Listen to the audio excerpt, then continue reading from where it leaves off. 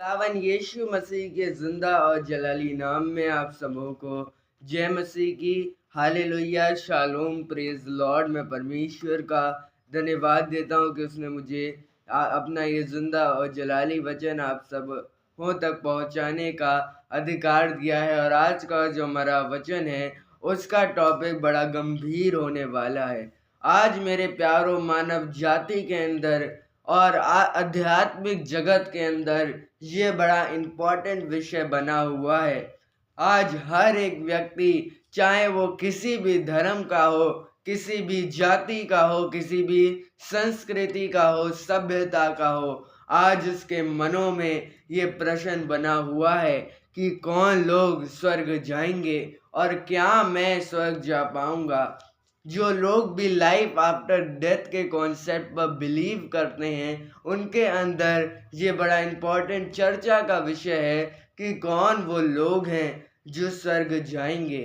आज चाहे वो किसी भी धर्म का हो, चाहे वो क्रिश्चियन हो, हिंदू हो, इस्लाम का हो, आज हर एक व्यक्ति के अंदर ये सवाल बना हुआ है कि कौन से वो लोग होंगे जो स्वर्ग जा पाएंगे। मेरे प्यारों, ये वही बता सकता है जिसने स्वर्ग को बनाया है, जिसने स्वर्ग को तैयार किया है। और स्वर्ग किसी और का नहीं है, स्वर्ग जाने का कोई और मार्ग नहीं है। और ये सब प्रश्नों के उत्तर सिर्फ एक ही किताब हमको बताती है। इस प्रश्न का उत्तर सीधा सीधा सिर्फ एक ही जगह पर लिखा है और वो है बाइबल।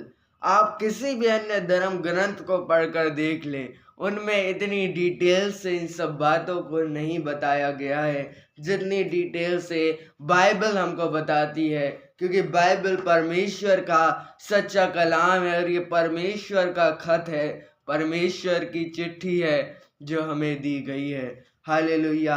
और अगर आप एक ऐसे जो हैं वो मसीह हैं, एक ऐसे क्रिश्चियन हैं जिसको लाइफ आफ्टर डेथ के कॉन्सेप्ट पर बिलीव नहीं है, जिन्हें कोई परवाह ही नहीं है कि वो कहाँ जाएंगे, जो कहते हैं मैं मेरी जान खा पी ऐश कर, दारू पी गाली बक, जो तेरी मर्जी तू वो कर।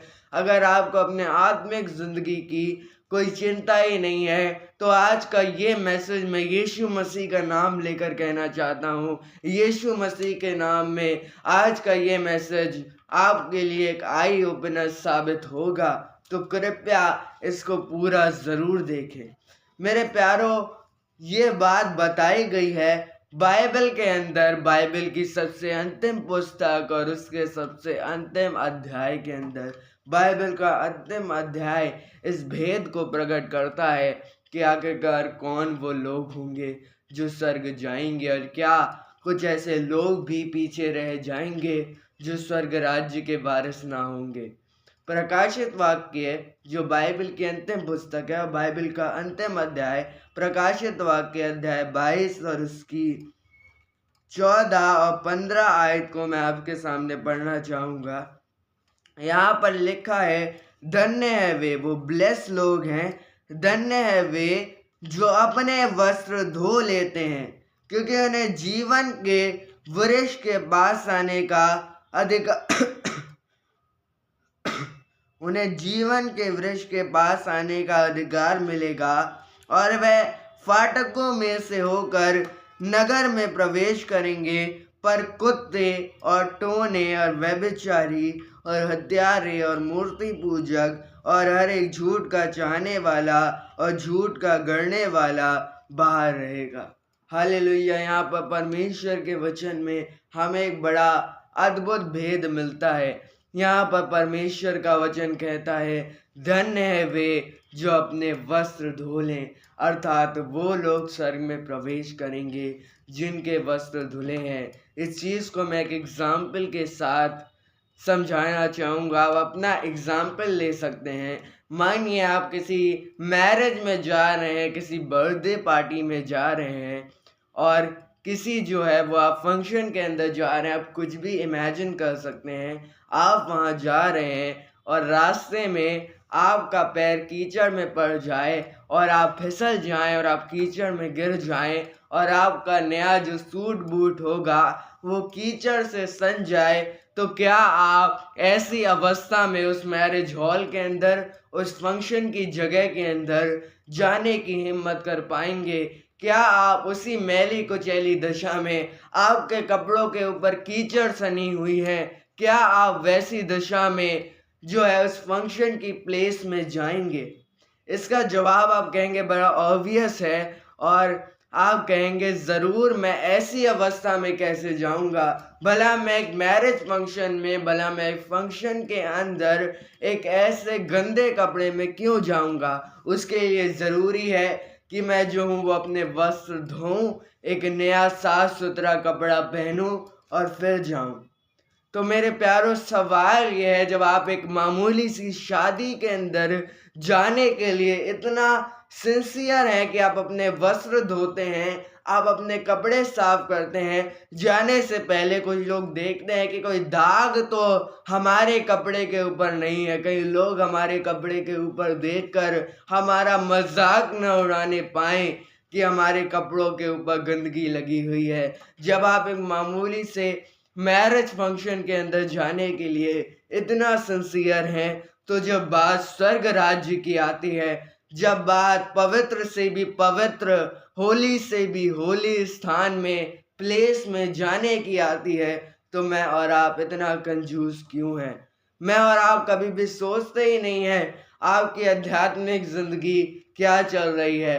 कुछ लोग मुर्दा मसीह हैं, मुर्दा, उनका बस सर्टिफिकेट में रिलीजन क्रिश्चियनिटी लिखा हुआ है, बाकी दूर दूर तक उन्हें मसीह यीशु के बारे में कुछ पता नहीं है। उनकी जिंदगी बर्बाद है, कलीसिया में वो जाते नहीं, चर्च में वो जाते नहीं, रोज दारू पीते हैं, दारू की अवस्था में गालियां निकालते हैं और चर्च जाते नहीं, पर फिर भी जब कोई बात आती है, जब कोई पासवान पर दोष लगाता है, पासवान को भी वो जो है अपशब्द बकते हैं और उनकी जिंदगियां पूरी दारू में, नशों में, व्यभिचार में, टोने में, इन सब चीज़ों में पड़ी हुई है। और जब कोई उनसे पूछ ले कि क्या आप हेवन जाएंगे, तो ऐसे जो है वो जवाब देते हैं, वाई नॉट, मैं तो स्वर्ग जाऊंगा ही जाऊंगा। मेरे प्यारो, क्या स्वर्ग आप इसी अवस्था में जा पाएंगे? आप खुदा की बादशाहत में जाने की बात करते हैं, तो जब आप एक सॉरी जब आप एक मामूली से फंक्शन के अंदर जाने के लिए इतना सिंसियर हैं, तब आप स्वर्ग राज्य की जब बात आती है तो मैं और आप इतना कंजूस क्यों हो जाते हैं? और यहाँ पर लिखा है, धन्य है वे जो अपने वस्त्र धो ले, वो फाटकों से होकर जीवन के वृक्ष के पास अर्थात मसीह यीशु के पास जाएगा। वो फाटकों में से होकर, यानी यीशु मसीह में से होकर वो स्वर्ग राज्य में प्रवेश करेगा।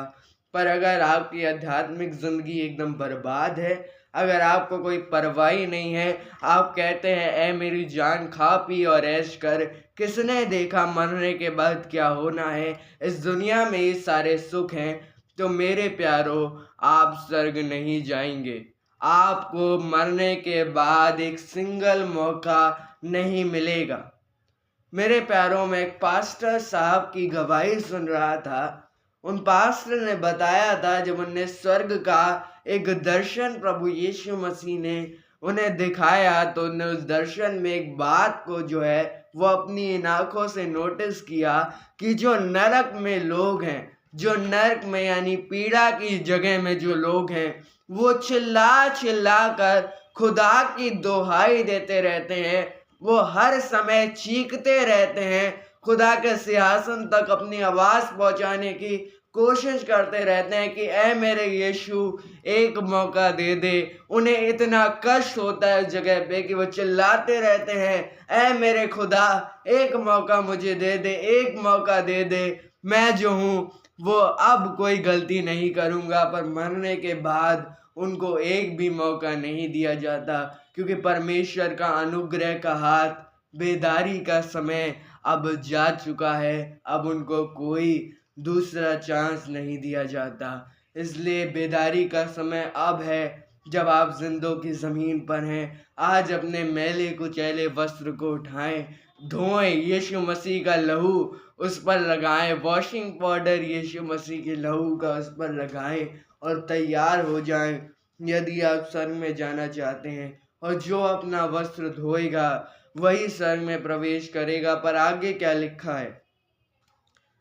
पर कुत्ते और टोने और व्यभिचारी और हत्यारे और मूर्ति पूजक और हर एक झूठ का चाहने वाला और झूठ का गढ़ने वाला बाहर रहेगा। मेरे प्यारों, यहाँ पर पहली चीज लिखी है, कुत्ते स्वर्ग के राज्य में नहीं जाएंगे। डॉग्स जो हैं वो हेवनली किंगडम में नहीं जाएंगे। अब पहली बार मैंने इस वचन को पढ़ा तो मैं बड़ा परेशान हो गया, क्योंकि मेरे घर में भी कुत्ता है। मैं सोचने लगा कि कुत्ता नहीं जाएगा तो कोई और जानवर भी नहीं जाएगा। भला मेरे इस प्यारे से कुत्ते ने खुदा के सामने ऐसी कौन सी गलती कर दी जो खुदा इस कुत्ते को स्वर्ग राज्य में कबूल नहीं करेगा। मेरे प्यारों, वो लिटरली कुत्तों की बात नहीं कर रहा, वो आत्मिक कुत्तों के बारे में ये वचन बात कर रहा है। हो सकता है आपको मेरी जुबान थोड़ी हार्श लगे, पर आज ये मेटाफोरिकली कुत्तों के बारे में बात कर रहा है। ये लिटरली कुत्तों के बारे में बात नहीं कर रहा कि आपका जो कुत्ता टॉमी है वो स्वर्ग में नहीं जाएगा। इसका मतलब उन लोगों से है जो आत्मिक रूप से कुत्ता है। मेरे प्यारो, हो सकता है आपको मेरी जुबान थोड़ी हार्श लग सकती है। आप कह सकते हैं, एनोश ऐसी हार्श जुबान का तू कलाम देते समय उपयोग ना कर।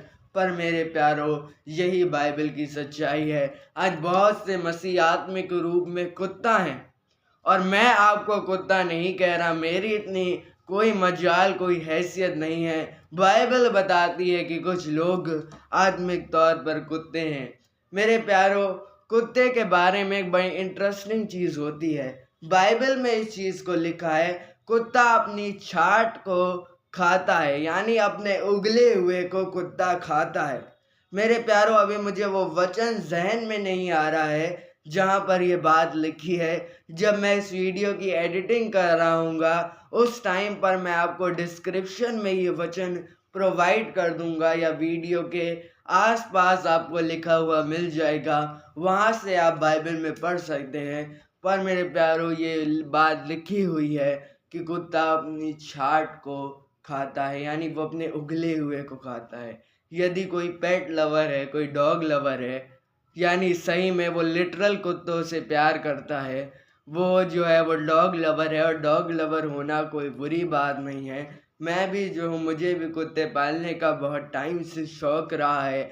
यदि किसी को भी ऐसा शौक़ है तो वो जानता होगा कि जब डॉग खाना खाता है तो वो कई बार उस खाने को उगल देता है और उसी खाने को दोबारा अपनी ज़ुबान से चाटने लगता है। ये बात मैंने भी देखी है, और जिनके घरों में उन्हें डॉग्स पाल रखे हैं, चाहे वो किसी भी ब्रीड के हों, उनने भी ये चीज़ नोटिस की होगी कि कुत्ता अपने उगले हुए खाने को जो है वो दोबारा खाता है। ये चीज़ दर्शाती है ऐसे लोगों को जो बार बार वही गुनाह करते रहते हैं। मेरे प्यारो, ये चीज़ दर्शाती है उन लोगों को जो बार बार अपने उगले हुए को खाते हैं। इसका क्या अर्थ है? जो बार बार एक ही गुनाह को दोबारा चाटते हैं, दोबारा अपनी जिंदगियों के अंदर दोहराते हैं। मेरे प्यारो, आज आत्मिक लोगों का तो ये रूटीन सा बन गया है कि चर्च जाओ, चर्च में अपने पापों का पश्चाताप करो, प्रभु भोज लो, चर्च से आत्मिक बन के निकलो।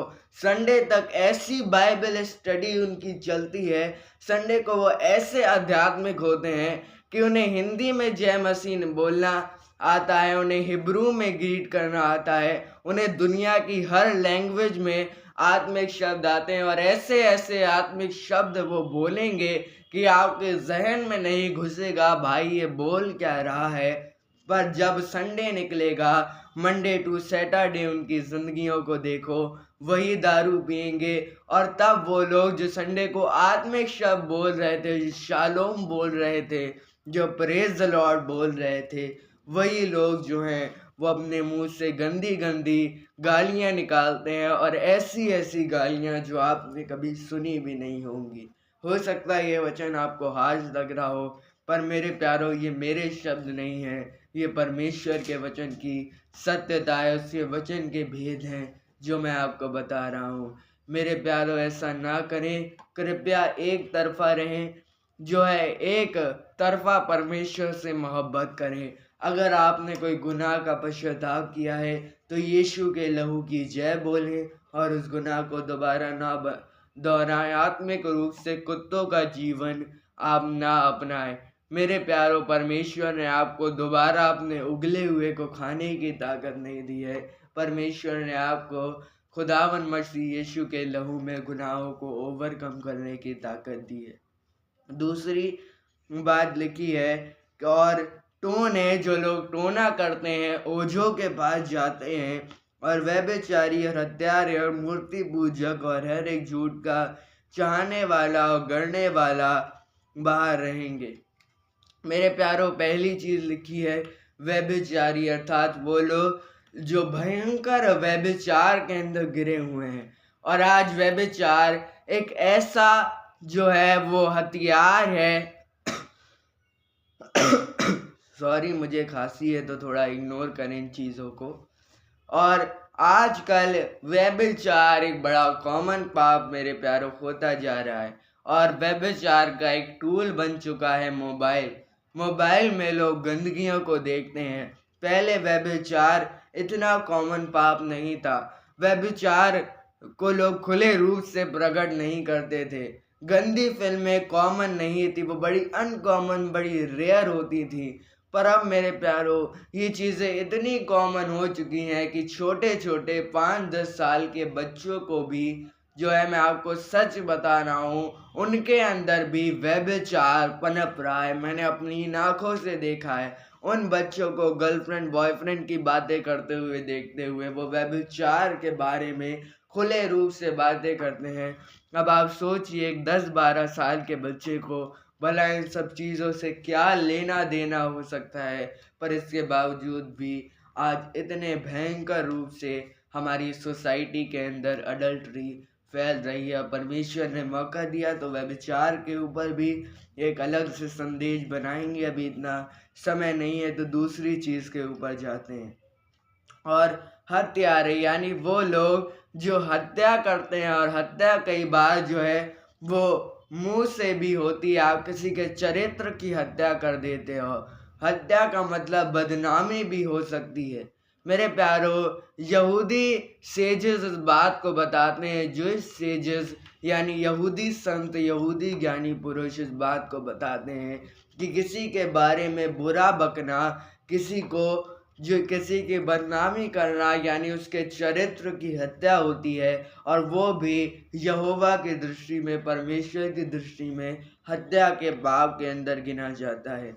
इसके ऊपर भी समय रहा तो एक और कलाम को पेश करेंगे। इन सब चीज़ों के बारे में हम अलग अलग मैसेज निकालेंगे। अभी टाइम नहीं है तो शॉर्ट में आपको बता रहा हूँ। और मूर्ति पूजक, यानी वे जो परमेश्वर की जगह किसी दूसरे को देते हैं। आज आप बिलीव नहीं करेंगे, बहुत से लोगों के लिए उनका फ़ोन, उनका टीवी उनकी मूर्ति है।